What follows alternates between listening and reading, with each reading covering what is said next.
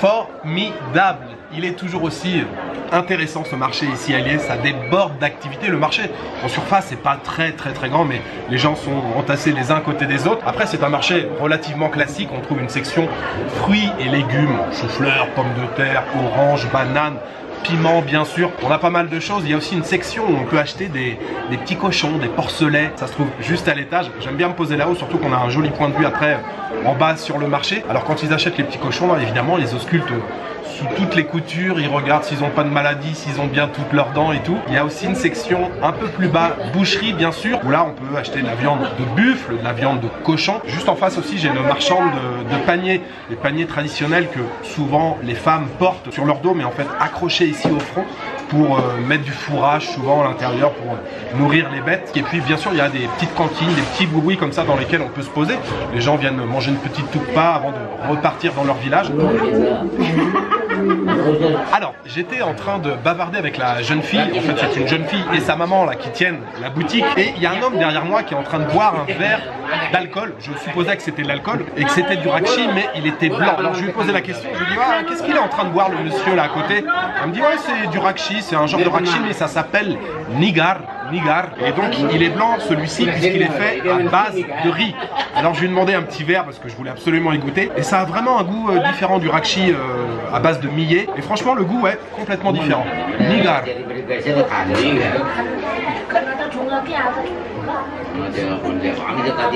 C'est légèrement en fermentation, on sent des petites bulles à l'intérieur, mais ouais le goût c'est pas mal du tout. Daremito ça. Daremito. Nigar. J'aime beaucoup, je valide le nigar.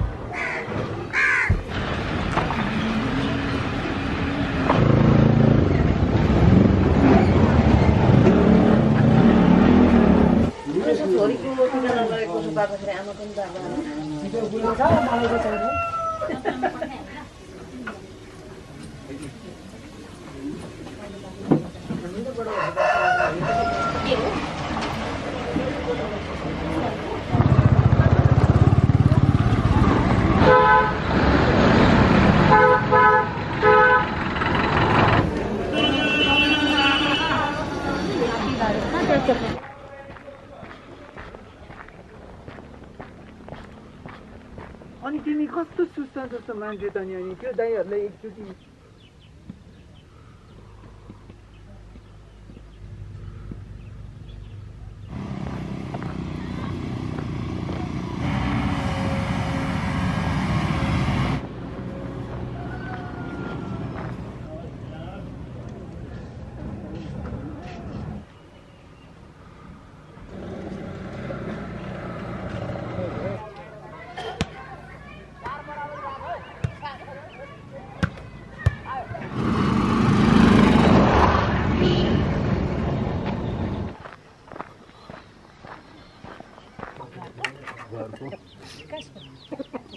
Ya, खोटालेको परको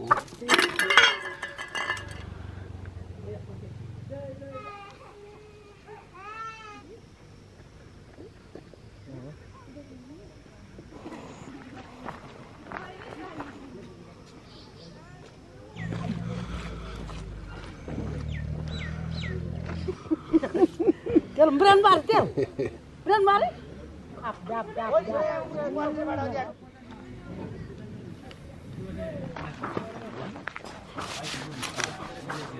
Alors, je suis arrivé dans le village d'Outarpani. La visite du bazar d'Ilé ce matin. Outarpani. Outarpani. Dharmasala. Yeah. Dharmasala. Dharmasala. Une fois terminée la visite du bazar à Ilé. भनेको चाहिँ आफ्नो देशमा लगेर देखाउने हो Ex-army. Ex-army. Yes. Namaste. Number one. Amro. Dhanyavad. धन्यवाद La. सब Good. Dhanyavad. Thank you. Comme je vous le disais, la visite du bazar d'Ilé ce matin, c'était vraiment très sympa. Et puis je me suis mangé un dalbat soukouti juste après. Je suis allé dans un boui-boui que j'ai découvert il y a quelques jours, très sympa. Et je dois vous avouer que le soukouti est également très bon. Ensuite, j'ai donc marché en direction du village d'Outarpani. C'est quasiment maintenant la fin d'après-midi. Et je me suis arrêté dans un boui-boui, un tea shop dans lequel j'étais venu il y a déjà quelques jours. Very happy. All family very happy. Ramailosa. रमाइलो छ उत्तर धर्मशाला Dharmasala. Here, Dharmasala. Yeah, Dharmasala, yeah. Oui, on est dans la partie de Dharmasala. Le grand village s'appelle Outarpani, mais ici c'est Dharmasala. Donc oui, j'ai fait le trajet. Donc depuis Ilé, c'est à peu près 4 km. Le petit café, tea shop, boui dans lequel je me trouve, je suis venu déjà il y a 2 jours. Et la jeune fille qui tient la boutique là, on avait pas mal sympathisé, on avait échangé quelques mots. Et là aujourd'hui, il y a encore d'autres personnes qui sont là. Et on échange depuis, je sais pas, peut-être une demi-heure là maintenant que je suis posé ici. Et là, quand j'ai sorti la caméra, ils m'ont fait qu'est-ce qui se passe? Je dis ouais, non, mais je fais des vidéos et tout, donc je leur explique. Et ils sont tous très contents de me voir parler à la caméra. Il y a pas mal de petits curieux qui sont des gamins là qui sont juste devant en train de regarder. C'est un petit peu l'attraction du village là maintenant. Mais bien entendu, toujours dans la bonne ambiance et dans la bonne humeur.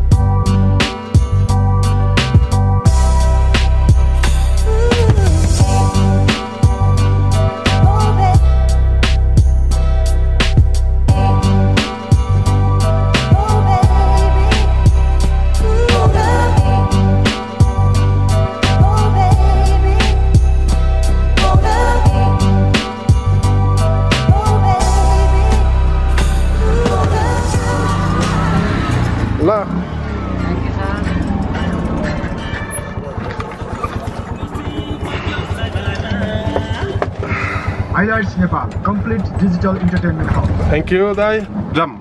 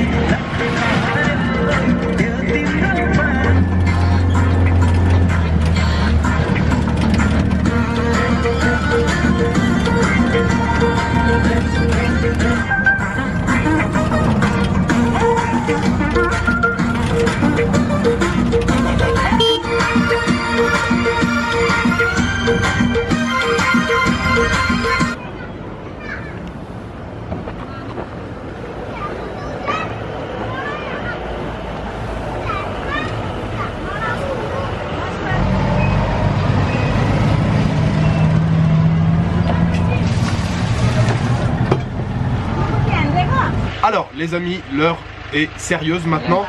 Je vais boire une Tongba. Oui, la Tongba les amis, boisson emblématique du Népal, on la surnomme parfois la bière népalaise. C'est du millet fermenté, ce sont des graines de millet qui sont mises à fermenter. Alors ça peut être plusieurs jours, plusieurs semaines, plusieurs mois. Il faut savoir qu'ici à Ilé, la Tongba est très réputée, je vous ai montré plusieurs fois. Juste derrière on a le Tongba Chok, le rond-point avec la Tongba. Donc il y a beaucoup de gens qui sont de passage ici à Ilé et qui s'arrêtent spécialement ici pour prendre une Tongba. En fait ici je sais qu'ils font fermenter le millet très longtemps, donc c'est un peu plus aromatique mais c'est aussi un peu plus riche en alcool. C'est servi comme vous le voyez dans ce joli pot en bois avec un cerclage autour, et puis on a une paille ici avec un filtre pour justement pour pas aspirer les petites graines de millet, hein. Le millet c'est des toutes petites graines comme ça, et à la base le mot Tongba ça désigne en fait le récipient. Ça c'est la Tongba, et par défaut l'alcool qui se trouve à l'intérieur on l'appelle aussi Tongba. Et ce qui est très sympa c'est que la Tongba ça peut durer très longtemps. En fait il faut rajouter de l'eau chaude à l'intérieur, il faut attendre un petit peu pour que on ait le goût de l'alcool, pour que ça se dilue, et en fait une fois que vous avez tout bu, vous remettez de l'eau chaude et vous pouvez boire votre Tongba comme ça pendant 2 heures. Il suffit de redemander et de remettre de l'eau chaude par dessus. Donc petite Tongba ici là pour le début de soirée à Ilé. Excellent. Si vous venez au Népal, c'est incontournable, vous devez absolument boire une Tongba. Et pour accompagner cette Tongba, je me prends une petite assiette de momo végétarien. Je sais déjà qu'ils sont très bons.